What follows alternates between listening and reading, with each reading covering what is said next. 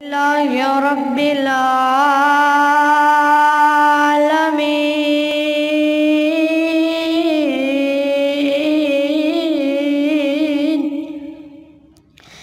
والصلاة والسلام علی رسولہ نبی الکریم اما بعد فاعوذ باللہ من الشیطان الرجیم بسم اللہ الرحمن الرحیم وَلَقَدْ آتَيْنَاكَ سَبْعًا مِنَ الْمَثَانِي وَالْقُرْآنَ الْعَظِيمِ بے وجہ نہیں چمن کی تباہ کاریاں، بے وجہ نہیں چمن کی تباہ کاریاں، کچھ باغ باں ہیں جو برق و شر سے ملے ہوئے ہیں۔ واجب الاحترام میرے معزز اساتذہ کرام اور میرے ہم چمن ساتھیوں، آج مجھے آپ کے سامنے جس موضوع پر گفتگو کرنے کا موقع ملا ہے وہ ہے فاتحہ خلف الامام کے متعلق اختلافات اور اس کا حل۔ حضرات، فاتحہ کا مطلب ہے کھولنے والی، کیونکہ یہ قرآن مجید کے شروع میں آتی ہے۔ حضرات گرامی قدر، سورہ فاتحہ کو سبع المثانی بھی کہتے ہیں۔ اس کا مطلب ہے کہ ایسی 7 آیات جن کی بار بار تلاوت کی جائے۔ حضرات، سورہ فاتحہ کو سورۃ الشفاء بھی کہتے ہیں۔ اس کے ذریعے اگر کسی مریض کو دم کر دیا جائے تو مریض کو شفا حاصل ہوتی ہے۔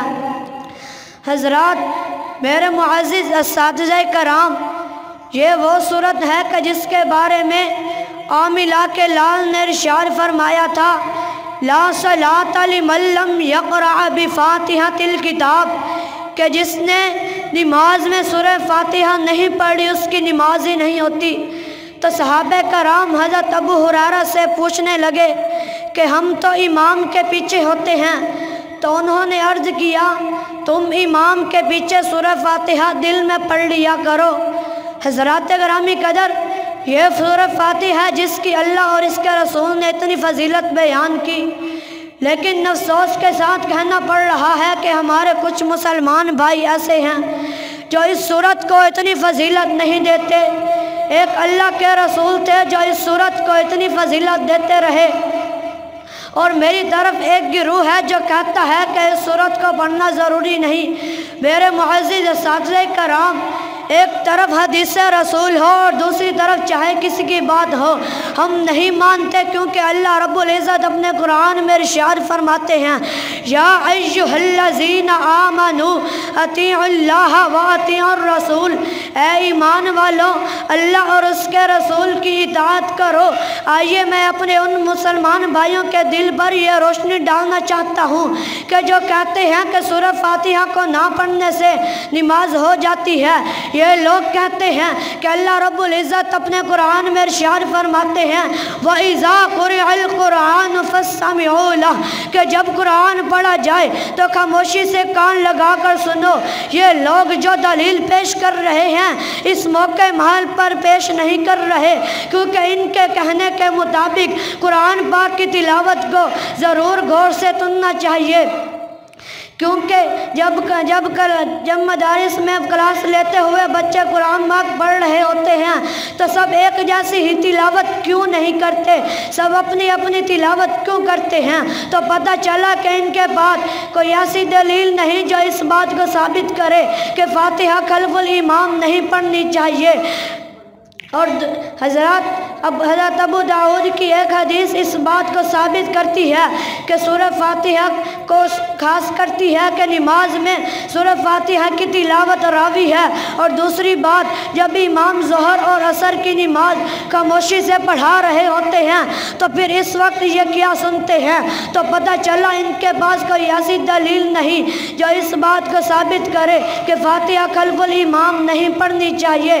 آئیے آپ کے سامنے سامنے حضرت ابو داؤد رضی اللہ تعالی عنہ کی ایک حدیث پیش نظر کروں اور اپنی بات کو ختم کروں۔ ایک مرتبہ نبی صلی اللہ علیہ وآلہ وسلم نماز پڑھا رہے تھے تو ایک صحابی نے پیچھے آ کر نماز پڑھنا شروع کر دیا۔